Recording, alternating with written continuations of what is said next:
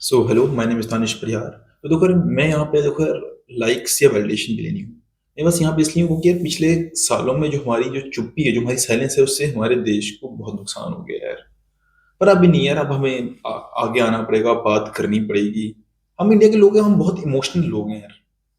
पहले मुझे लगता था कि यार ये जो पॉलिटिक्स है, ये सिर्फ थ्योरेटिकल सब्जेक्ट है। क्या ये इतना थ्योरी में ही है, क्या इतना इम्पैक्ट पड़ता है? पर अब नहीं, अब मुझे ऐसा लगता है कि नहीं यार, जो लोगों के ये पॉलिटिक्स डिसाइड करती है लोगों के सपने साकार होंगे या नहीं होंगे। हम सालों से देख रहे हैं, लोग आपस में लड़ रहे हैं, झगड़ रहे हैं, हंगामे हो रहे हैं। कुछ कोई लॉजिक भी खत्म हो गया है।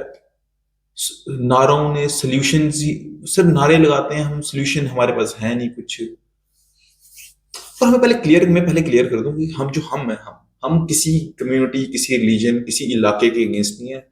हर कोई हमारा, नॉर्थ ईस्ट के लोग हमारे, बिहारी हमारे, बंगाली, मराठी, कश्मीरी, पहाड़ी, मलयालम, तेलुगु, हर बंदे हमारे। हम we are strong India, we are united India.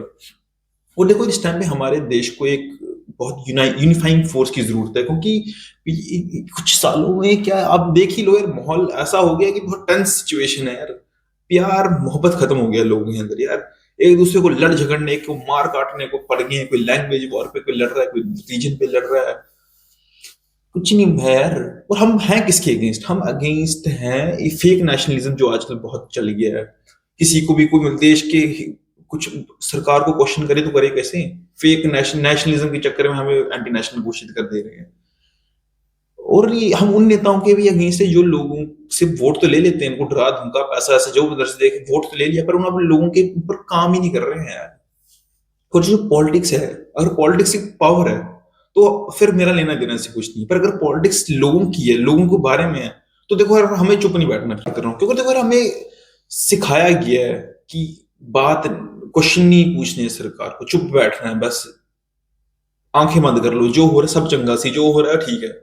पर ठीक ही नहीं है, क्योंकि डेमोक्रेसी थी नहीं, डेमोक्रेसी वॉज अबाउट अकाउंटेबिलिटी, कि सरकार अकाउंटेबल हो उनके पीपल्स के लिए। पर अब ऐसा दिखता ही नहीं है यार। आगे पीछे सरकार देना ही नहीं चाहती है जवाब।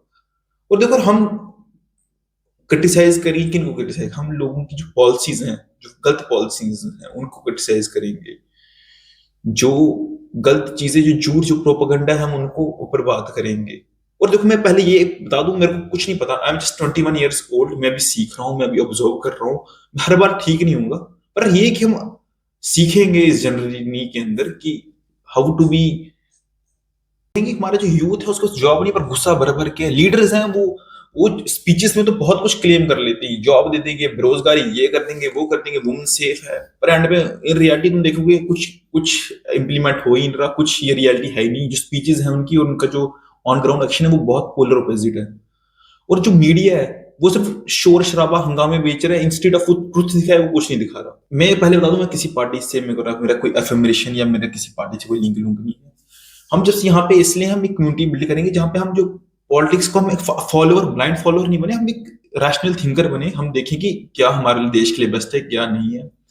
हमें देखो, हम यहाँ पे आके कोई प्रोपोगंडा नहीं कर रहा है कि डिवाइड डिवाइड नहीं कर रहे हैं। हम जस्ट यहाँ पे आके एक कम्युनिटी बिल्ड करेंगे जो हमारे एक देश को एक आगे बढ़ा के लेगी। एक यूथ की बहुत पार्टिसिपेशन एक्चुअली जरूरी है।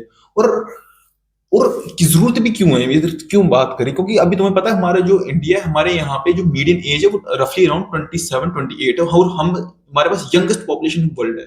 और आगे चल के जो भी आगे होने वाले जो भी पॉलिसीज बनेगी, वो डायरेक्टली हमें इम्पैक्ट करने वाली है, हम यूथ को इम्पैक्ट करने वाली है।